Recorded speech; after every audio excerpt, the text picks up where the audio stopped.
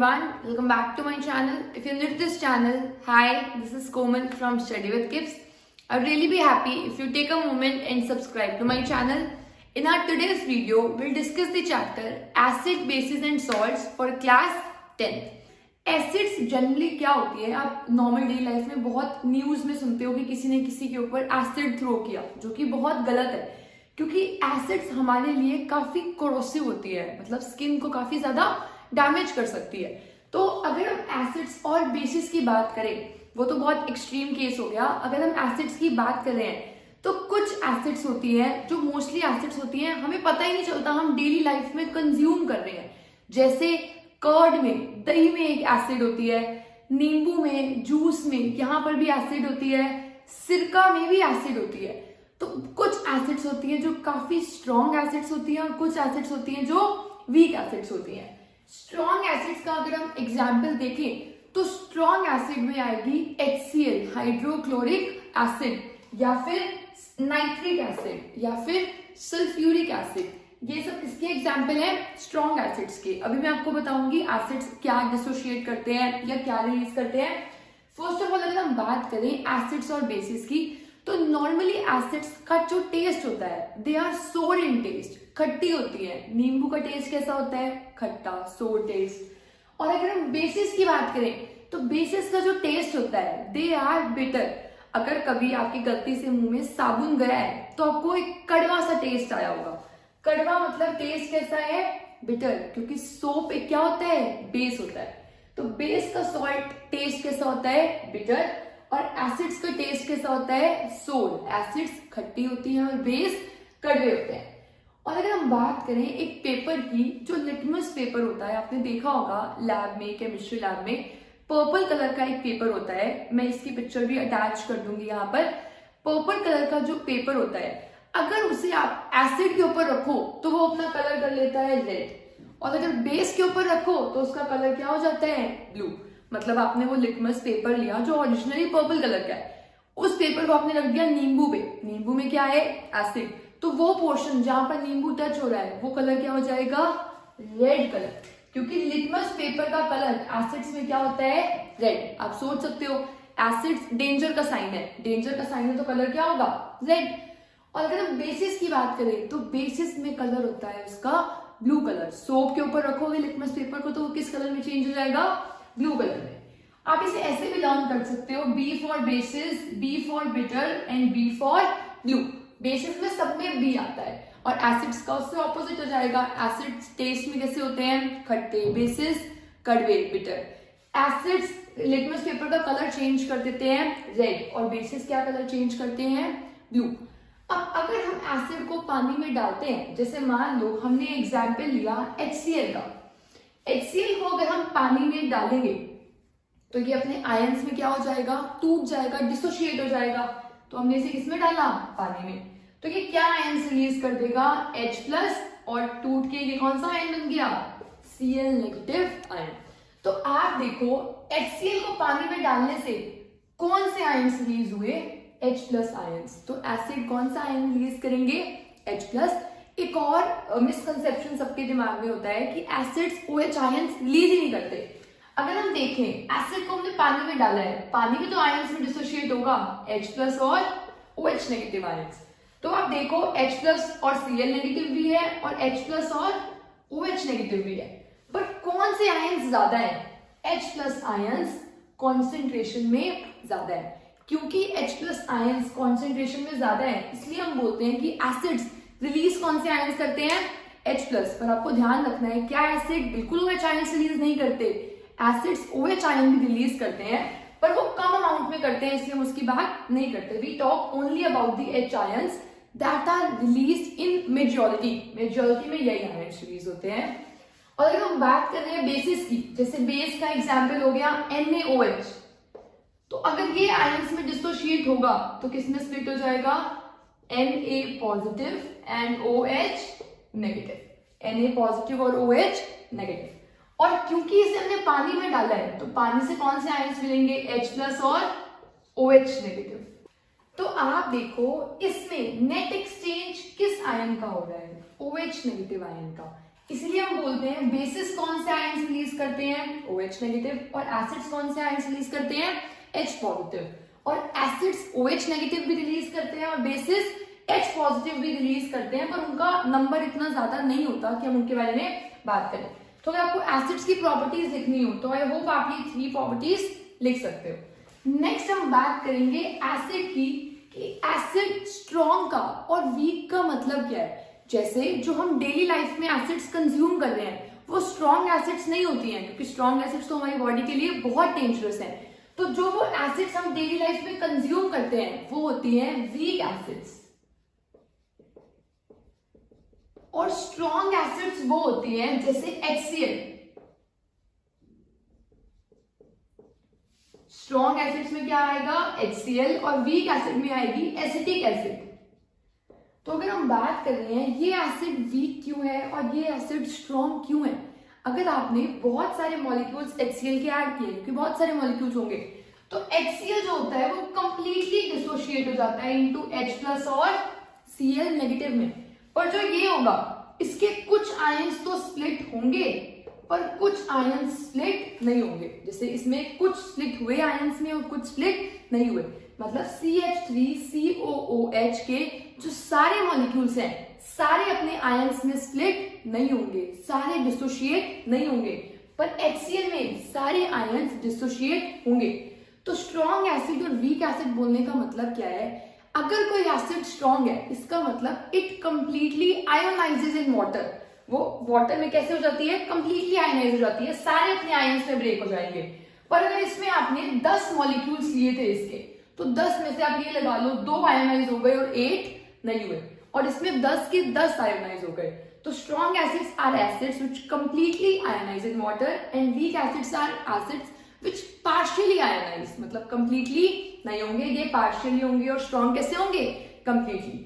और strong acids का मतलब है उसमें H आयंस ज्यादा होंगे। अगर मैं बोल रही हूँ HCl स्ट्रॉन्ग एसिड है, इसका मतलब वो ज्यादा H आयन रिलीज कर रही है। अगर एक एसिड वीक है तो वो कम H आयन रिलीज कर रही है।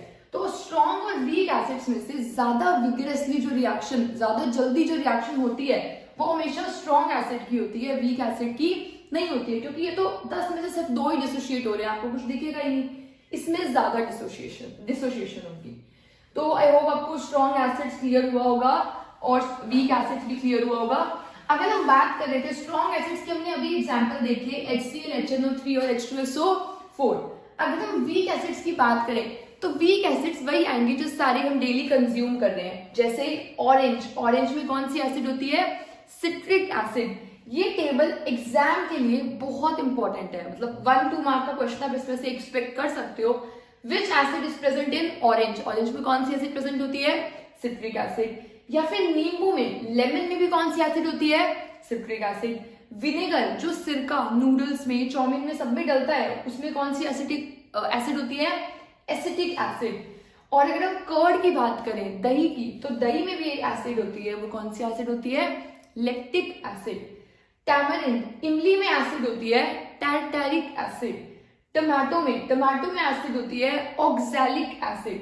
जो बी स्टिंग, मधुमक्खी अगर हमें काट के जाती है तो वो एक एसिड छोड़ के जाती है हमारी बॉडी में, वो एसिड कौन सी होती है, मिथेनोइक एसिड।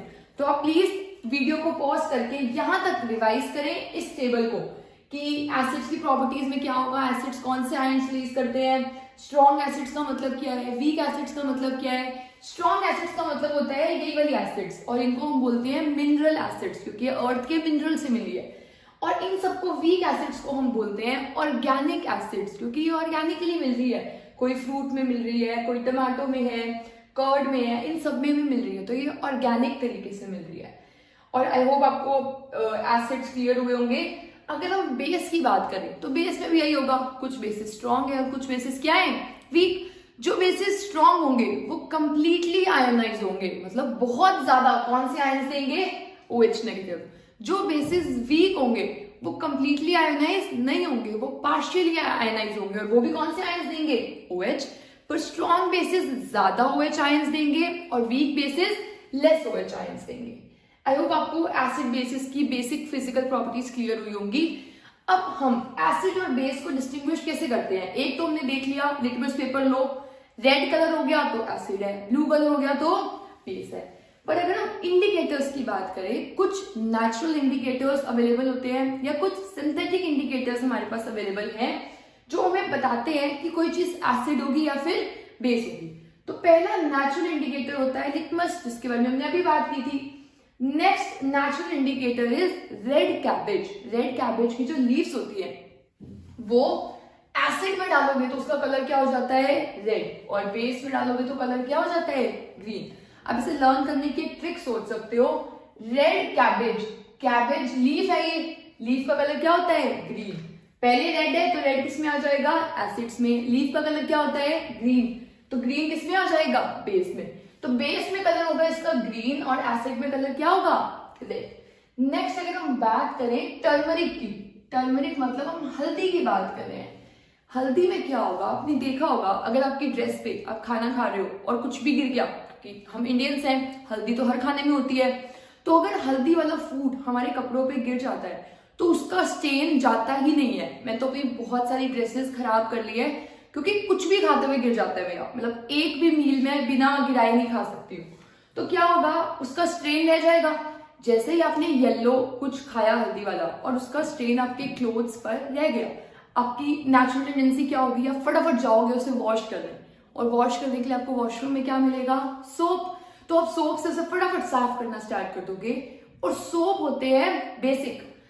अब आप ध्यान दोगे, जो वो हल्दी पहले येलो कलर की दिख रही थी, आपने सोप अप्लाई किया, वॉश किया, वो और गंदी हो गई और उसका कलर क्या हो गया, ब्राउन कलर। उसका रेडिश ब्राउन कलर हो जाता है in the presence of base. तो जो चीज येलो थी, जो आपको कम दिख रही थी, विजिबल थी, अब आपने उसे और बेकार करके और विजिबल करके किस कलर में कन्वर्ट कर दिया, रेडिश ब्राउन कलर में। तो टर्मरिक का बेस में कलर क्या होता है, ब्राउन, और एसिड में ये कोई भी चेंज एज सच शो ही नहीं करता। नेक्स्ट अगर हम बात करें सिंथेटिक इंडिकेटर्स की, ये सब थे नेचुरल जो हमें प्लांट से कहीं से मिल रहे हैं, टर्मरिक।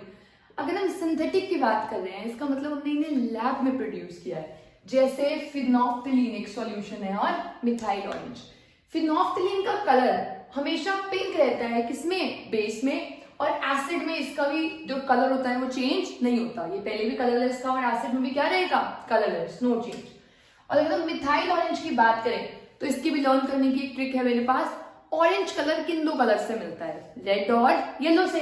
तो रेड एसिड्स में हमेशा रेड ही आता है और बेस में क्या आ जाएगा, येलो। तो मिथाइल ऑरेंज का इंडिकेटर का कलर होगा red in acid and yellow in base. तो आपको ये सारे इंडिकेटर्स लर्न करने हैं कि कौन सा कलर, अगर आप एसिड डालोगे तो उसका कलर क्या हो जाएगा, बेस डालोगे तो उस इंडिकेटर का कलर क्या हो जाएगा। तो आप देख के बता सकते हो कि वो आपने एसिड डाली थी या फिर बेस डाला था, क्योंकि अगर स्ट्रॉन्ग एसिड है आप उसे टेस्ट तो नहीं करोगे कि ये कड़वी है या खट्टी है, तो आप क्या करोगे, कुछ डाल के देख लोगे। अगर कलर रेड हो गया, आपने लिटमस पेपर डाला, अगर कलर रेड हो गया तो एसिड है, ब्लू हो गया तो बेस है। नेक्स्ट हम बात कर रहे हैं ऑल्फैक्टरी इंडिकेटर्स की। अगर क्लास में कोई स्टूडेंट है जो विजुअली इम्पेयर्ड है, मतलब ध्यान से आईज उसकी प्रॉपरली फंक्शन नहीं कर रही है, तो वो कैसे बताएगा, क्योंकि ये सब तो आप देख के बता सकते हो कि कलर क्या है, और अगर आपकी आईज प्रॉपरली फंक्शन नहीं कर रही है तो कुछ तो ऐसा इंडिकेटर होना चाहिए जो आपको बताए कि आपके हाथ में एसिड है या फिर बेस है। तो कुछ इंडिकेटर्स होते हैं, उन्हें हम बोलते हैं ऑल्फैक्टरी इंडिकेटर्स। ऑल्फैक्टरी इंडिकेटर्स का मतलब है these are the indicators which have different smell in acidic and basic medium। मतलब आपने एसिड डाला तो इसकी स्मेल चेंज हो जाएगी, बेस डाला तो इसकी स्मेल चेंज हो जाएगी। तो अगर आपकी आईज बंद भी हैं तो भी आप बता सकते हो बिना लिखे कि आपने एसिड डाला है या फिर बेस। तो important question for exam, what are olfactory indicators? These are the indicators whose color, whose smell changes in acid and base। And examples are onion, प्याज एक होता है ऑल्फैक्टरी इंडिकेटर, वेनिला जो वेनिला का एक्सट्रैक्ट होता है, और क्लोव, लौंग की अगर हम बात करें तो लौंग भी क्या है, ऑल्फैक्टरी इंडिकेटर। इन सबकी एक कैरेक्टरिस्टिक स्मेल होती है, अनियन की बहुत तेज स्मेल होती है, वेनिला की, क्लोव की, वेनिला की स्वीट सी स्मेल है। तो इन सब की जो स्मेल होती है, अगर आपने एसिड डाली है तो वो मेंटेन रहती है, वही जो कैरेक्टरिस्टिक इनकी स्मेल है वो लूज नहीं होती है। और जैसे ही आप बेस डालते हो इनकी स्मेल ही खत्म हो जाती है। तो अगर आपने एसिड डाला तो आपको स्मेल वही आएगी जो आपको चाहिए थी, जो इसकी ओरिजिनली थी, और जैसे ही आप बेस डाल दोगे इस इंडिकेटर पे तो आपकी जो स्मेल है वो लूज हो जाएगी। जैसे क्लोव की जो अपनी ओरिजिनल स्मेल थी वो लूज हो गई, तो आपने पक्का क्या डाला है, बेस। स्मेल लूज हो गई तो बेस, और स्मेल मेंटेन्ड है तो एसिड।